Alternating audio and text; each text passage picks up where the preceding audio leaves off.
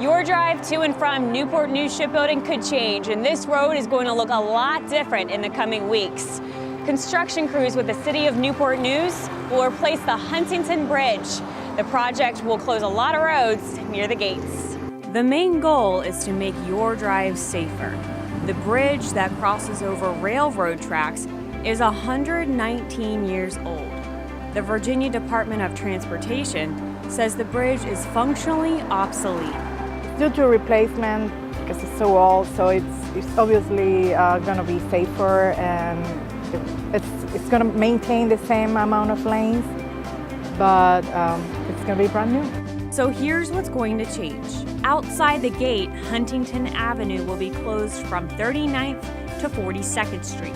All traffic will be rerouted via Washington Avenue. You will also see a new traffic light at Washington Avenue and 42nd Street. And right in front of Building 86, a pedestrian fence will go up to help you get to the designated 42nd and 39th Street crosswalks. The railroad cut on 40th Street will be blocked to traffic. We understand it's going to be an inconvenience for the traffic, but the city has prepared a traffic plan, and they're always willing to hear our problems and accommodate to our issues.